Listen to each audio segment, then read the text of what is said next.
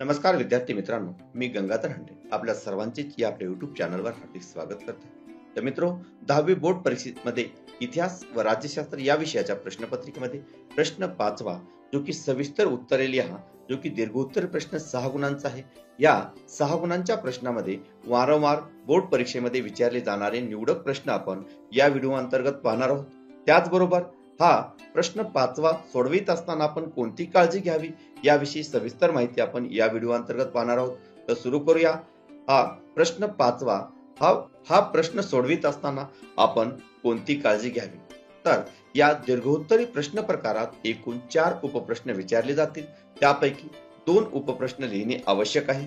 त्यानंतर दुसरी जी गोष्ट आहे ती म्हणजे या प्रश्नात स्पष्टीकरण करा, साम्यवाद भेद दाखवणारे तुलनात्मक मुद्दे लिहा, तक्त्याच्या आधारे उत्तरे लिहा इत्यादी प्रकारचे प्रश्न विचारले जातील.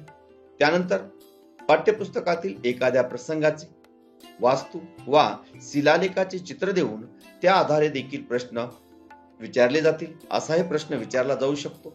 त्यानंतर चौथा जो मुद्दा आहे तो अतिशय महत्वाचा आहे, कारण हा दीर्घोत्तर प्रश्न 6 गुणांचा आहे. म्हणजे यातील प्रत्येक प्रश्न हा 3 गुणांचा असल्यामुळे यात छोटे किमान 6 मुद्दे किंवा मोठे किमान 3 मुद्दे लिहिणे आवश्यक आहे. त्याचबरोबर उत्तरे प्रत्येकी 60 ते 70 शब्दात लिहावे अशी मर्यादा आहे. तर काही महत्वपूर्ण प्रश्न, त्यामध्ये प्रश्न पहिला जो आहे तो म्हणजे कार्ल मार्क्स यांचा वर्ग सिद्धांत स्पष्ट करा. तर याची प्रस्तावना अशी लिहावी: इतिहासाच्या दृष्टिकोनात मूलभूत बदल घडवून आणणारी वैचारिक प्रणाली कार्ल मार्क्स यांनी अस्तित्वात आणली. 19व्या शतकाच्या उत्तरार्धात त्याने वर्ग सिद्धांत मांडला. तर कार्ल मार्क्सच्या मते इतिहास हा अमूर्त कल्पनांचा नसून जिवंत माणसाचा असतो. त्यानंतर दुसरा मुद्दा, आपल्या मूलभूत गरजा भागवण्याकरता उपलब्ध असलेल्या उत्पादन साधनाच्या स्वरूपावर आणि त्याच्या मालकीवर माणसामाणसातील नातेसंबंध अवलंबून असतात. त्यानंतर समाजातील विविध घटकांना ही उत्पादनाची साधने सारख्याच प्रमाणात मिळत नाही. याचा परिणाम म्हणजे समाजात वर्ग निर्माण होतात. त्यामुळे सामाजिक विषमतेतून या वर्गामध्ये संघर्ष दिसून येतात. त्यानंतर दुसरा मुद्दा, मानवी इतिहास हा वर्ग संघर्षाचा इतिहास आहे. यामध्ये ज्या वर्गाच्या हाती उत्पादनाची साधने असतात तो वर्ग इतर वर्गाचे आर्थिक शोषण करतो, असा विचार त्यांनी मांडला. मार्क्सने या वर्ग संघर्षात दास कॅपिटल या ग्रंथात मांडलेला आहे. त्यानंतर पुढील जो प्रश्न आहे तो म्हणजे आधुनिक इतिहास लेखन पद्धतीची 4 वैशिष्ट्ये कोणती. तर यासाठी प्रस्तावना आपण अशी लिहावी की इतिहासात उपलब्ध पुराव्याचे संशोधनाच्या दृष्टिकोनातून विश्लेषण करून भूतकाळात घडून गेलेल्या घटनांची मांडणी करण्याच्या लेखन पद्धतीला इतिहास लेखन असे म्हणतात. आधुनिक इतिहास लेखन पद्धतीची 4 वैशिष्ट्ये पुढील प्रमाणे आहेत. त्यामध्ये 1, आधुनिक इतिहास लेखन पद्धती ही शास्त्रशुद्ध असून तिची सुरुवात प्रश्नांची योग्य मांडणी करण्यापासून होते. त्यानंतर दुसरा मुद्दा, हे प्रश्न भूतकाळातील विविध मानवी समाजातील लोकांनी विशिष्ट काळात केलेल्या कृतीविषयी असल्याने ते मानव केंद्रित असतात.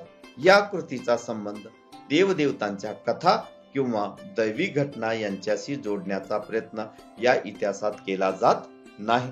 त्यानंतर तिसरा जो वैशिष्ट्य आहे, तिसरे वैशिष्ट्य म्हणजे मांडलेल्या प्रश्नांच्या इतिहासातील उत्तरांना विश्वसनीय पुराव्याचा आधार असल्याने इतिहासाची मांडणी तर्क सुसंगत असते. आणि चौथा जो मुद्दा तो म्हणजे इतिहासामधील मानवाच्या वाटचालीचा वेध घेण्यासाठी भूतकाळात मानवाने केलेल्या कृतींचा आधार घेतला जातो. त्यानंतर पुढील जो प्रश्न आहे तो म्हणजे स्त्रीवादी इतिहास लेखन म्हणजे काय. तर इतिहासाच्या विकासामध्ये स्त्री इतिहास लेखनाने महत्वाची भूमिका बजावलेली आहे. तर यामध्ये कोणती महत्वाची, त्यामध्ये पहिला जो मुद्दा आहे तो म्हणजे स्त्रियांच्या दृष्टिकोनातून केलेली इतिहासाची पुनर्रचना म्हणजे स्त्रीवादी इतिहास लेखन होय. स्त्रीवादांची मूलभूत भूमिका सीमा द बोवा या फ्रेंच विदुषीने सिद्ध केली. त्यानंतर दुसरा मुद्दा, या स्वरूपाच्या इतिहास लेखनामध्ये स्त्रियांचा समावेश करण्याबरोबर या क्षेत्रातील पुरुष प्रधान दृष्टिकोनाचा पुनर्विचारावर भर दिला गेला. त्यानंतर तिसरा मुद्दा, या स्त्रीवादी दृष्टिकोनामुळे स्त्रियांच्या आयुष्याशी नोकरी, रोजगार, ट्रेड युनियन, कौटुंबिक आयुष्य इत्यादी पैलूविषयी सखोल संशोधन सुरू झाले. 1990 नंतरच्या काळात स्त्री हा एक स्वतंत्र सामाजिक वर्ग मानून स्त्रीवादी इतिहास लेखनावर अधिक भर दिला गेलेला आहे. त्यानंतर पुढील जो प्रश्न आहे तो म्हणजे इतिहास संशोधन पद्धतीत इतिहासाची मांडणी करण्याचे टप्पे लिहा. तर याची 1. भूतकाळात घडून गेलेल्या घटनांची क्रमाने सुसंगती लावून त्यांचे आकलन करून घेण्याच्या उद्देशाने इतिहास संशोधन व लेखन केले जाते आणि ही सातत्याने चालणारी प्रक्रिया आहे. त्यानंतर दुसरा मुद्दा, यानुसार इतिहासाची मांडणी पुढील टप्प्यांना अनुसरून केली जाते. त्यामध्ये इतिहासाच्या साधनांची चिकित्सक संशोधन करणे. त्यानंतर उपलब्ध झालेल्या ऐतिहासिक माहितीचे संदर्भ तपासणे. त्यानंतर ऐतिहासिक माहितीचे संकलन करणे. ऐतिहासिक बदलांना कारणीभूत ठरणाऱ्या प्रक्रियेचे स्वरूप अधोरेखित करणे व त्यांचे तुलनात्मक विश्लेषण करणे.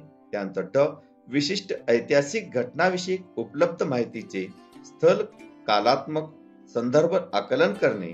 शिवाय ऐतिहासिक अभ्यास पद्धतीच्या विविध संकल्पनात्मक चौकटीमध्येही आकलन करून घेणे. त्यानंतर ऐतिहासिक संदर्भाशी निगडित योग्य अशा प्रश्नांची मांडणी करणे. आणि जो आहे तो म्हणजे या प्रश्नांना अनुसरून संभाव्य परिकल्पना मांडणे. त्यानंतर पुढील जो प्रश्न आहे तो आपण पाहूया. पुढील प्रश्न आहे, मार्क्सवादी इतिहास लेखन म्हणजे काय? तर स्वातंत्र्योत्तर काळातील इतिहास लेखनातील नवीन वैचारिक प्रवाहापैकी मार्क्सवादी इतिहास लेखन हा एक वैचारिक प्रवाह आहे. त्यामध्ये 1. मार्क्सवादी इतिहास लेखनामध्ये आर्थिक व्यवस्थेतील उत्पादनाची साधने, पद्धती आणि उत्पादनाच्या प्रक्रियेतील मानवी संबंध यांचा विचार मार्क्सवादी इतिहास लेखनामध्ये केंद्रस्थानी असतो. त्यानंतर दुसरा मुद्दा, प्रत्येक सामाजिक घटनेच्या सर्वसामान्य लोकांवर काय परिणाम होतो याचे विश्लेषण करणे हे मार्क्सवादी इतिहास लेखनाचे महत्वाचे सूत्र आहे. त्यानंतर तिसरा मुद्दा, मार्क्सवादी इतिहासकारांनी समाजातील जाती व्यवस्था होत गेलेल्या बदलांचा अभ्यास केला असून त्यामध्ये दामोदर कोसंबी, प्रॉमेड डांगे, रामशरण शर्मा, प्रॉमेड शरद पाटील इत्यादींचे महत्वाचे योगदान आहे. त्यानंतर पुढील जो मुद्दा तो म्हणजे प्रॉमेड डांगे यांनी प्रिमिटिव्ह कम्युनिझम टू स्लेव्हरी हे पुस्तक मार्क्सवादी इतिहास लेखनाचे उदाहरण आहे. त्यानंतर पुढील जो प्रश्न आहे तो म्हणजे इतिहासाचार्य विका राजवाडे यांचे इतिहास लेखनातील योगदान स्पष्ट करा. तर यासाठी प्रस्तावना अशी लिहावी की विका राजवाडे यांनी इतिहास लेखन, भाषाशास्त्र, उत्पत्ती, व्याकरण इत्यादी विषयावर मूलभूत संशोधन करून मराठी भाषेतून इतिहास लेखन केले. त्यामध्ये पहिला मुद्दा, राजवाडे यांनी मराठ्यांच्या इतिहासाची साधने असे शीर्षक असणारे 22 खंड संपादित केले. त्यातील त्यांच्या प्रस्तावना अत्यंत अभ्यासपूर्ण आहे. तसेच आपला इतिहास आपण लिहिला पाहिजे या विचारांचा पुरस्कार त्यांनी केलेला आहे. त्यानंतर दुसरा मुद्दा, राजवाडे यांनी मांडलेले महत्वपूर्ण विचार. त्यामध्ये इतिहास म्हणजे भूतकालीन समाजाचे सर्वांगीण समग्र जीवन दर्शन, केवळ राजकीयच घडामोडी, सत्तांतरांसाठी कट कारस्थाने आणि युद्धे यांच्याशी हकीकती नव्हे. त्यानंतर जो आहे तो म्हणजे मानवी इतिहास हा काल व स्थल यांनी बद्ध झालेला असून काल, स्थल आणि व्यक्ती यांची सांगड म्हणजे ऐतिहासिक प्रसंग होय. त्यानंतर तिसरा जो मुद्दा आहे तो म्हणजे अस्सल कागदपत्राच्या आधारे इतिहास लिहिला पाहिजे असा राजवाडे यांचा आग्रह होता. इतिहास संशोधनाच्या कार्याकरता त्यांनी 7 जुलै 1910 रोजी पुणे येथे भारत इतिहास संशोधन मंडळ स्थापन केले. त्यानंतर पुढील जो प्रश्न आहे तो म्हणजे स्वातंत्र्योत्तर काळातील स्त्रीवादी इतिहास लेखनाविषयी माहिती लिहा. तर याचे उत्तर 1. स्वातंत्र्योत्तर काळात झालेल्या स्त्रीवादी इतिहास लेखनामध्ये स्त्रियांना घरी व कामाच्या ठिकाणी मिळणारी वागणूक, त्यांच्या राजकीय समानतेचा हक्क यासारखे विषय मांडले गेले. त्यानंतर दुसरा मुद्दा, अलीकडच्या काळात प्रसिद्ध झालेले स्त्रीवादी लेखन पुढील प्रमाणे आहे. त्यामध्ये स्वातंत्र्योत्तर काळात मीरा कोसंबी यांनी crossing thresholds feminist ages in social history हे पुस्तक लिहिले. या पुस्तकात पंडिता रमाबाई, डॉक्टर रखमाबाई यासारख्या स्त्रियांच्या जीवनावर निबंध आहेत. त्यानंतर महाराष्ट्रात दलित स्त्रियांच्या दृष्टिकोनातून झालेल्या इतिहास लेखनात शर्मिला रेगे यांनी writing caste, writing gender reading Dalit women's testimonies हे महत्वाचे लेखन केले आहे. त्यानंतर पुढील जो प्रश्न आहे तो म्हणजे बखर हा ऐतिहासिक साहित्य प्रकाराविषयी सविस्तर माहिती लिहा. तर बखर हा एक ऐतिहासिक साहित्य प्रकार असून त्यात शूरवीरांची गुणगान, ऐतिहासिक घडामोडी, लढाया, शूर पुरुषांची चरित्रे याविषयी वर्णन केलेले आपणास आढळते. त्यानंतर दुसरा मुद्दा, बखरीचे चरित्रात्मक, वंशानुचरित्रात्मक, प्रसंग वर्णपर, पंथीय, आत्मचरित्रपर, कैफियत, पौराणिक व राजनीतीपर असे प्रकार असून त्यातून आपल्याला राजे महाराजे यांच्या कार्याबद्दल माहिती मिळते. त्यानंतर तिसरा मुद्दा जो आहे तो म्हणजे मराठी भाषेत विविध प्रकारच्या बकरी उपलब्ध आहेत. त्यामध्ये छत्रपती राजाराम महाराजांच्या कारकिर्दीतील कृष्णाजी अनंत सभासद यांनी सभासद बखर लिहिली. त्यामधून छत्रपती शिवाजी महाराजांच्या कारकिर्दीविषयी माहिती आपणास मिळते. त्यानंतर भाऊसाहेबांची बखर, त्याचबरोबर पानिपत बखर यामध्ये पानिपतच्या युद्धाविषयीची वर्णने केली आहेत. या व्यतिरिक्त होळकरांची कैफियत या बकरीतून होळकरांचे घराणे आणि त्यांचे योगदान आपणास समजते. त्यानंतर पुढील जो प्रश्न आहे तो म्हणजे उपयोजित इतिहासाचा वर्तमान काळाशी कसा संबंध असतो. तर यासाठी प्रस्तावना आहे.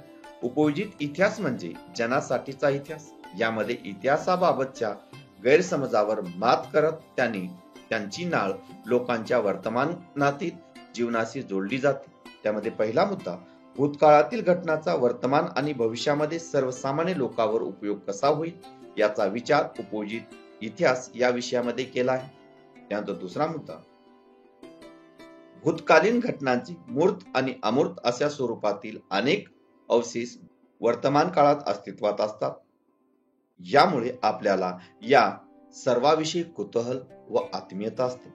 त्यानंतर तिसरा मुद्दा, याशिवाय इतिहासाचे ज्ञान सर्व गोष्टीच्या उगमाकडे नेणारे असल्याने पुढील पिढ्याकरता या सांस्कृतिक वारसाचे जतन आणि संवर्धन करण्यासाठी उपयोजित इतिहासाचा आधार घ्यावा लागतो. यामुळे व्यवसायाच्या अनेक संधी देखील निर्माण होतात. उदाहरणार्थ इतिहासकार, पुरातत्वज्ञ, संग्रहपाल, स्थापत्य विशारद, अभियंता, समाजशास्त्रज्ञ, कायदेतज्ञ, छायाचित्रण तज्ञ इत्यादी व्यवसायाच्या संधी आपणास उपलब्ध होऊ शकतात. त्यानंतर पुढील प्रश्न जो आहे तो म्हणजे इतिहासाच्या साधनांचे जतन व्हावे यासाठी किमान 6 उपाय सुचवा. तर इतिहास जिवंत ठेवण्यासाठी इतिहासाच्या साधनांचे जतन होणे आवश्यक आहे. इतिहासाच्या साधनांचे जतन व्हावे यासाठी पुढील उपाय सुचवता येतील. त्यामध्ये पहिला जो उपाय तो म्हणजे ऐतिहासिक स्थळांना पर्यटन म्हणून भेट देता येतील. मात्र या भेटीमध्ये इतिहासाची जाणीव असणे व माहिती मिळवण्याचा उद्देश असणे या गोष्टी तितक्याच महत्वाच्या आहेत. म्हणून त्या ठिकाणी तेथील विशिष्ट वस्तूंचा इतिहास जाणून घेणे महत्वाचे आहे. त्यानंतर दुसरा मुद्दा, आपल्या पूर्वजांनी निर्माण केलेल्या या कलाकृती व परंपराविषयक प्रत्येकालाच आत्मीयता असते. त्यामुळे या आत्मीयतेनेच ऐतिहासिक वास्तू कोणत्याही प्रकारे खराब होऊ नये याची काळजी आपणास घ्यावी लागेल. त्यानंतर तिसरा मुद्दा, यासाठी ज्या ऐतिहासिक वास्तू आपण पाहण्यासाठी जातो तेथील व्यवस्थापनाकडून दिलेल्या सूचनेचे पालन करणे आवश्यक ठरते. त्यानंतर पुढील जो मुद्दा आहे तो म्हणजे इतिहासाच्या साधनाकडे पाहण्याचा दृष्टिकोन पूर्वग्रह दूषित नसावा. म्हणजे प्रत्येक गोष्टीचा इतिहास जतन करता येईल. काही मौखिक साधने जसे की कथा, पोवाडे, ओवी यांचा संग्रह करता येईल. त्याचबरोबर आणखीन काही उपाय आहेत. काही लिखित साधनांचे पुनर्मुद्रण करणे आवश्यक आहे, त्यासाठी प्रयत्न करता येतील. त्यानंतर सातवा जो मुद्दा आहे तो म्हणजे तसेच काही छायाचित्रणे किंवा ध्वनी आणि चित्रफितीचे नवीन तंत्रज्ञानाच्या साहाय्याने व्यवस्थापन करता येते. त्यानंतर आठवा जो मुद्दा आहे तो म्हणजे या भाषामध्ये ऐतिहासिक कागदपत्रे व दस्तऐवज आहेत. त्यापैकी काही भाषा आज विद्यापीठ स्तरावर किंवा कमी कालावधीच्या अभ्यासक्रमाद्वारे शिकवल्या जातात. जर इतिहासाच्या लिखित साधनांच्या साहाय्याने संबंधित इतिहास माहिती करून घ्यायचा असल्यास या भाषा शिकता येतील. म्हणजे त्यांचे महत्व लक्षात घेता वर्तमान व भविष्याच्या दृष्टीने ही इतिहासाची साधने जपण्याचा अधिक प्रयत्न करता येईल. त्यानंतर पुढील जो प्रश्न आहे तो म्हणजे नैसर्गिक आणि सांस्कृतिक वारसा जतन करण्याच्या प्रकल्पातून कोणत्या गोष्टी साध्य होतात?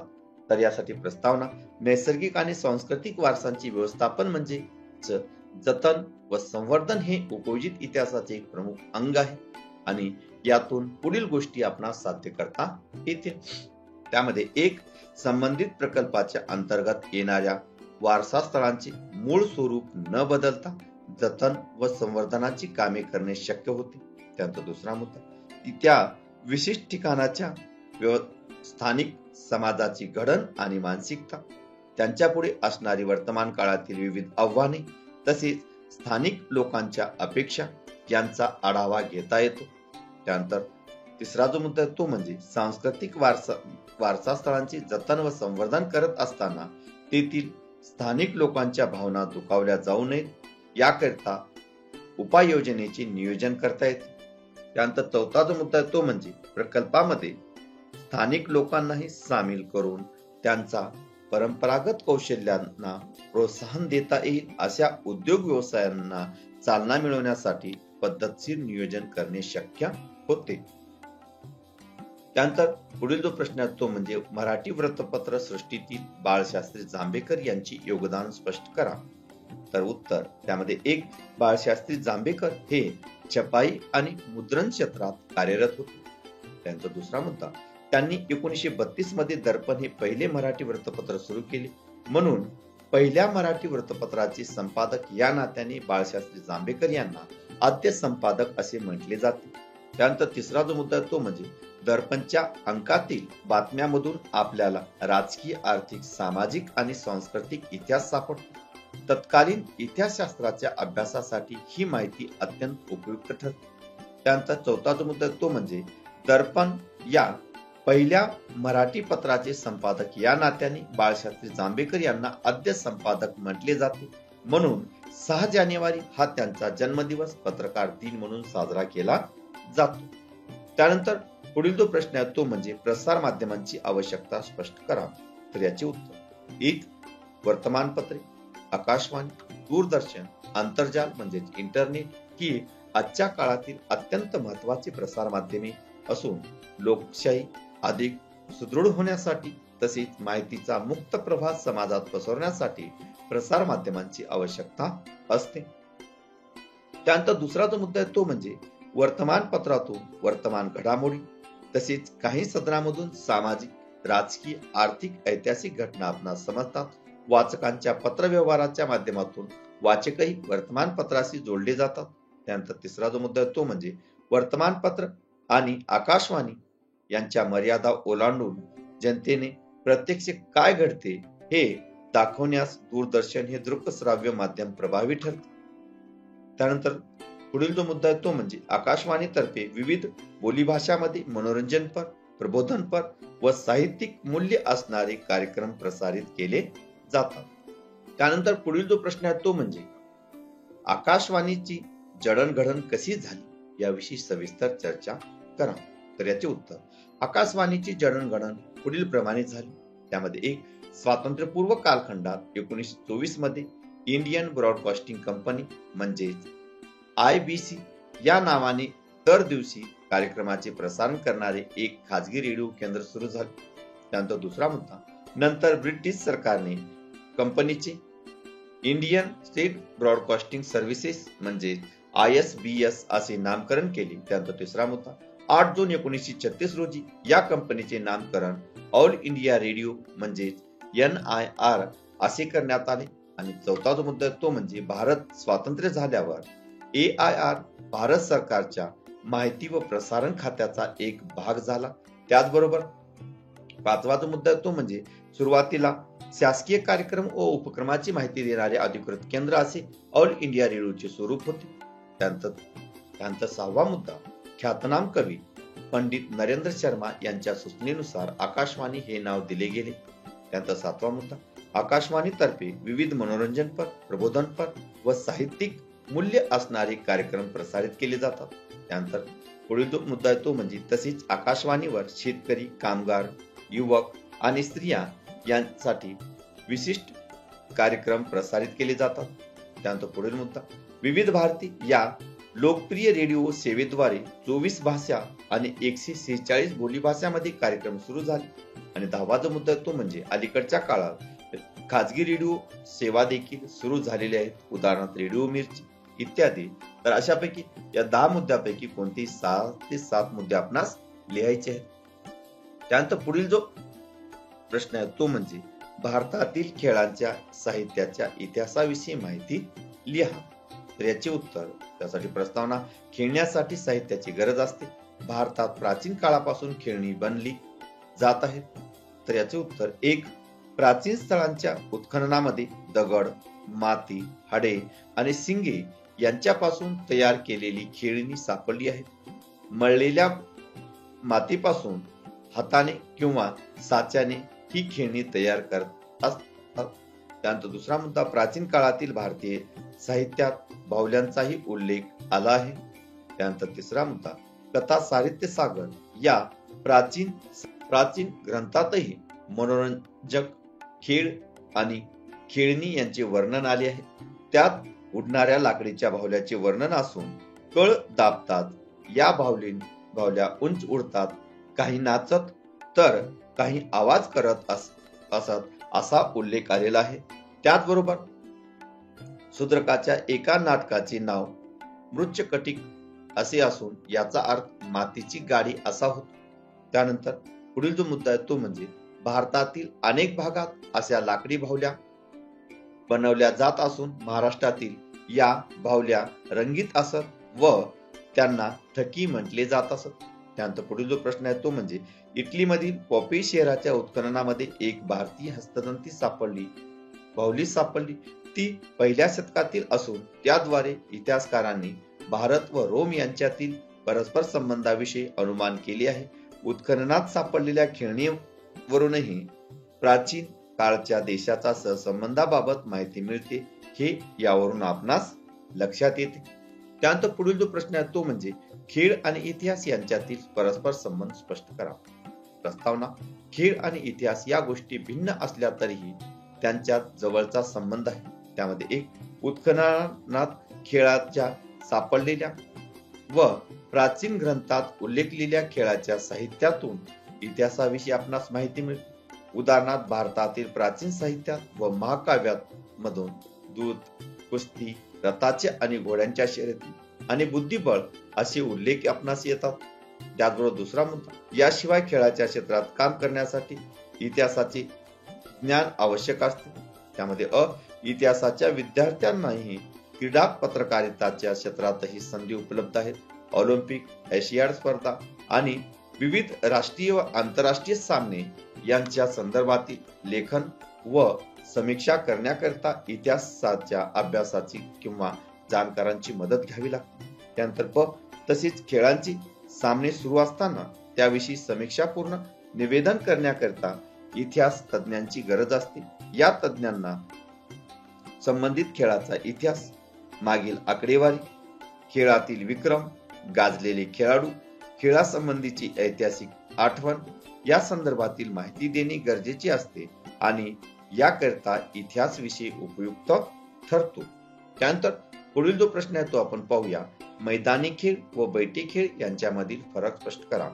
हा प्रश्न मार्च 2022च्या परीक्षेमध्ये विचारण्यात आलेला होता. मनोरंजन व शारीरिक व्यायाम यासाठी केली जाणारी कृती म्हणजे खेळ होय आणि खालील मुद्द्याच्या आधारे आपण बैठे खेळ व मैदानी खेळ यामधील फरक जो आहे तो फरक आपण पाहूया.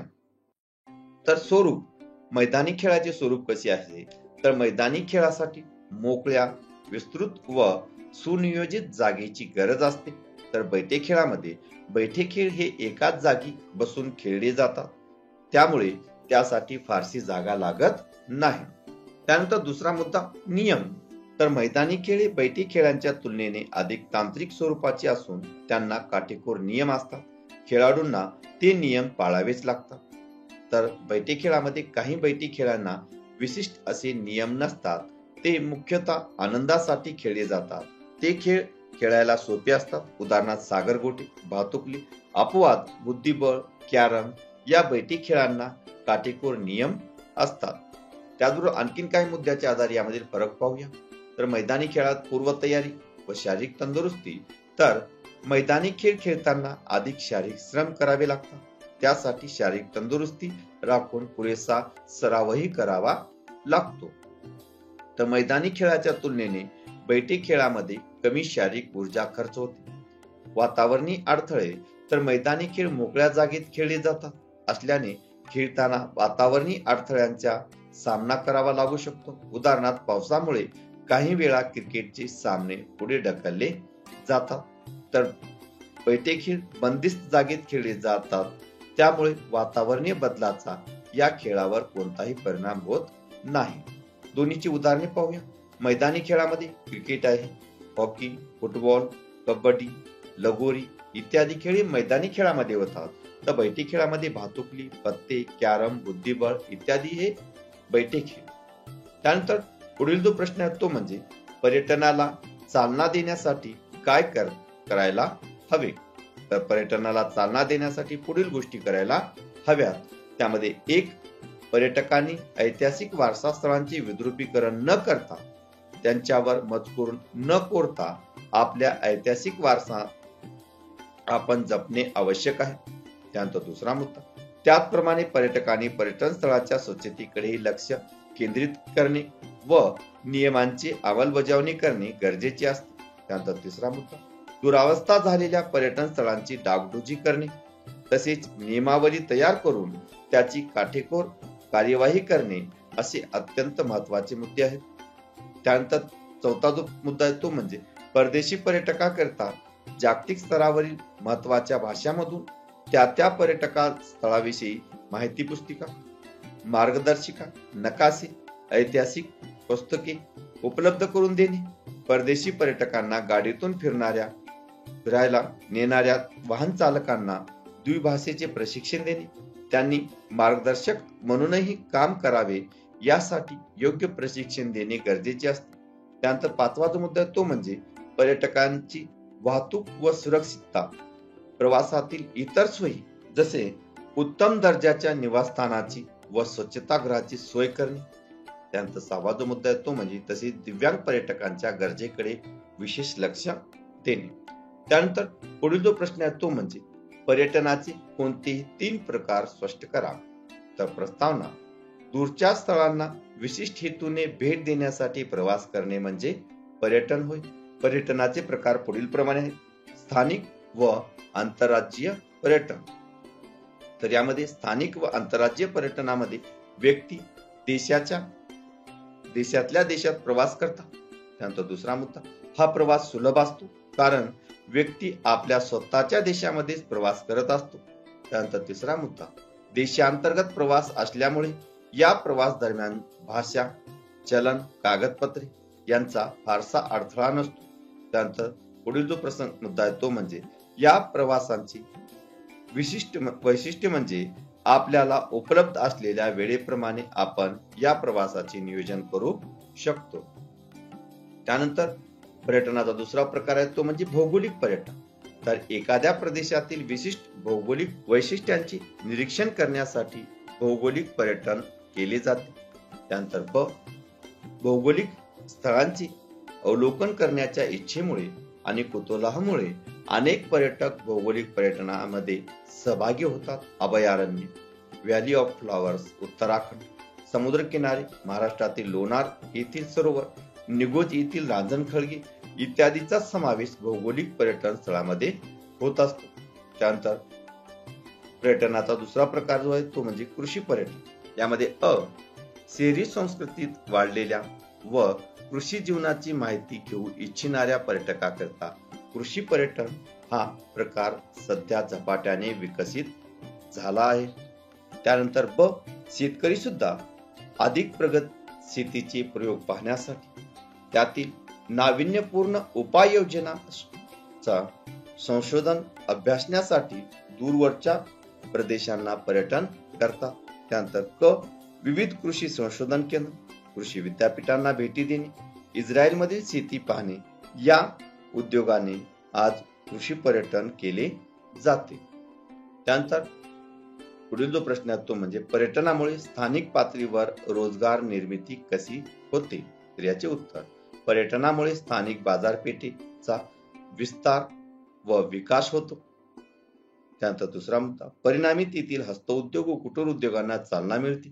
त्यानंतर तिसरा मुद्दा, येथील हस्तकौशल्याच्या वस्तू, स्थानिक खाद्यपदार्थ त्यांचा खरेदी विक्री वाढ होते.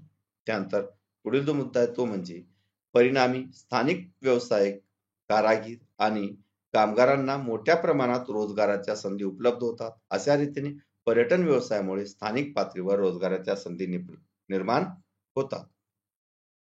त्यानंतर पुढील जो प्रश्न आहे तो आपण पाहू. पुढील प्रश्न आहे, पर्यटन क्षेत्रातील व्यावसायिक संधीविषयी चर्चा करा. तर याचे उत्तर, पर्यटन हा एक सर्वाधिक रोजगार निर्माण करणारा उद्योग आहे. व्यावसायिक पद्धतीने लक्ष पुरवले तर पर्यटन हा कायमस्वरूपी व्यवसाय बनू शकतो व त्यात नाविन्यपूर्ण प्रयोग करण्यास खूप संधी आहेत. पर्यटनामध्ये पुढील व्यावसायिकांचा समावेश होतो. त्यामध्ये एक, हॉटेल, पर्यटकांसाठी चहापान, उत्तम जेवणाची सोय, उत्तम दर्जाचे निवासस्थाने, स्वच्छतागृहे इत्यादी सोयी करणे. त्यानंतर दुसरा मुद्दा, द्विभाषिक व मार्गदर्शक, परदेशी पर्यटकांमध्ये त्यांचा द्विभाषिक किंवा मार्गदर्शक म्हणून काम करणे. त्यानंतर तिसरा जो व्यवसाय संधी आहे ती म्हणजे सहल आयोजन, पर्यटकांच्या सहलीचे आयोजन करणे, हा देखील या व्यवसायाशी संबंधित व्यवसाय आहे. त्यानंतर चौथा जो व्यवसाय आहे तो म्हणजे स्थानिक पातळीवरील व्यवसाय, तो वृत्तपत्रे किंवा इतर संदर्भ साहित्याची विक्री करणे. याशिवाय हस्तउद्योग आणि कुटीर उद्योग व्यवसायाच्या माध्यमातून हस्तकौशल्याच्या वस्तू बनवून विकणे, पर्यटकांना फोटो काढून देणे, घोडागाडी किंवा तत्सम वाहनातून फेरफटका मारणे, पर्यटकांची वाहनातून इच्छित स्थळी ने-आण करणे, यामुळे स्थानिक स्तरावर रोजगार निर्माण होतात. त्यानंतर पुढील जो प्रश्न आहे तो म्हणजे ग्रंथालय व्यवस्थापन का महत्वाचे आहे. तर याची प्रस्तावना, ग्रंथांचे संकलन, त्यांचे पद्धतशीर आयोजन, जतन व संवर्धन तसेच माहितीच्या स्रोताचे प्रसारण अशा प्रकारचे महत्वपूर्ण कामे ग्रंथालयामार्फत पार पाडली जातात. त्यामध्ये एक, ग्रंथालयांना ज्ञानाची व माहितीची भंडारघरे असे म्हटले जाते. ग्रंथालयामध्ये दैनिकापासून नियतकालिकापर्यंत तसेच वेगवेगळ्या प्रकारचे साहित्य, संशोधनपर शोध निबंध इत्यादी संकलन केलेले असते व वाचकांना योग्य रीतीने उपलब्ध व्हावे यासाठी त्याचे पद्धतशीर आयोजन केले जाते. त्यानंतर दुसरा मुद्दा, व्यवस्थापनशास्त्र, माहिती तंत्रज्ञान, शिक्षणशास्त्र या विषयाचा ग्रंथालयशास्त्राशी जवळचा संबंध आहे. त्यानंतर तिसरा मुद्दा, यातील बहुतांशी कामे अद्ययावत संगणकीय प्रणालीच्या आधारे केली जातात. त्यानंतर पुढील जो प्रश्न आहे तो म्हणजे अभिलेखागाराच्या व्यवस्थापनात कोणती कामे महत्वाची आहेत. तर याचे प्रस्तावना, अभिलेखागारामध्ये विविध ऐतिहासिक दस्तावेज, महत्वपूर्ण नोंदी यांचा संग्रह केलेला असतो. त्यासाठी व्यवस्थापनामधील महत्वाची कामे पुढील प्रमाणे आहेत. त्यामध्ये एक, ऐतिहासिक दृष्ट्या महत्वाच्या नोंदी असलेल्या कागदपत्रामध्ये कोणताही बदल न करता ती सुरक्षित ठेवणे. उदाहरणार्थ, पुणे येथील अभिलेखागारामध्ये मराठ्यांच्या इतिहासाच्या संबंधित मोडी लिपीतील सुमारे 5 कोटी कागदपत्रे आहेत. याला पेशवे दप्तर असे म्हटले जाते. त्यानंतर दुसरा मुद्दा, या कागदपत्रातून सूची तयार करणे. उदाहरणार्थ, भारत सरकारचे राष्ट्रीय अभिलेखागार दिल्लीमध्ये असून येथे संस्कृत, उर्दू, फारसी, अरबी, हिंदी, इंग्रजी या भाषांमधील आणि मोडी लिपीमधील नोंदी असलेले 1748 पासूनची कागदपत्रे क्रमवार लावलेली आहेत. त्याचबरोबर या नोंदीची वर्गवारी सार्वजनिक, प्राच्य विद्याविषयक कागदपत्रे, हस्तलिखिते, खाजगी कागदपत्रे अशा 4 प्रकारात केली आहे. आणि चौथा जो मुद्दा तो म्हणजे ही कागदपत्रे संशोधन व अभ्यासाकरता जेव्हा हवी असतील तेव्हा ती उपलब्ध करून देणे, ही सर्व कामे संगणकीय प्रणालीच्या आधारे केली जातात. ऐतिहासिक कागदपत्रे मूळ स्वरूपात ठेवण्याचे महत्वाचे काम अभिलेखागार करत असल्याने या ठिकाणाची कागदपत्रे ऐतिहासिक दृष्ट्या विश्वासार्ह मानली जातात. त्यानंतर पुढील जो प्रश्न आहे तो म्हणजे लिखित साधनांच्या जतनासाठी उपयुक्त प्रशिक्षणाबाबत सविस्तर माहिती द्या. तर याचे उत्तर, ज्या साधनाद्वारे लिखित स्वरूपात ऐतिहासिक माहिती मिळते त्यांना लिखित साधने असे म्हणतात. इतिहासाच्या लिखित साधनांच्या जतन व संवर्धनामार्फत उपयुक्त प्रशिक्षण पुढील प्रमाणे आहे. त्यामध्ये एक, ब्राह्मी, मोडी, पर्शियन यासारख्या लिपींचे आणि त्यांच्या विकासाच्या क्रमाचे ज्ञान. त्यानंतर दुसरा मुद्दा, इतिहासकालीन समाजरचना व परंपरा, साहित्य व संस्कृती, राजसत्ता, शासन व्यवस्था इत्यादीचे प्राथमिक ज्ञान. त्यानंतर तिसरा मुद्दा, विविध चित्रशैली, शिल्पकला शैली आणि त्यांच्या विकासाच्या क्रमाचे ज्ञान. त्यानंतर पाचवा मुद्दा, कागदाचे प्रकार, शाई आणि रंगाचे ज्ञान असणे आवश्यक असते. त्यानंतर कोरीव लेखासाठी वापरलेला दगड, धातू यांच्या स्वरूपाविषयी माहिती घेण्यासाठी सुद्धा प्रशिक्षणाची आवश्यकता असते. त्यानंतर पुढील जो मुद्दा आहे तो म्हणजे दस्तऐवजाची सफाई आणि संवर्धन यासाठी आवश्यक रासायनिक प्रक्रियेसाठी लागणारी उपकरणे व रसायने यांची माहिती. त्यानंतर पुढील जो मुद्दा आहे तो म्हणजे संग्रहालयाच्या दालनामधील प्रदर्शन व्यवस्थापन आणि माहिती तंत्रज्ञान, त्याचबरोबर संशोधनपर लेखन या सर्वांसाठी आपणास प्रशिक्षणाची आवश्यकता असते. तर मित्रहो, 10वी बोर्ड परीक्षेच्या दृष्टीने महत्त्वाचे व्हिडिओ पाहण्यासाठी चॅनलला नक्कीच सबस्क्राईब करा. धन्यवाद.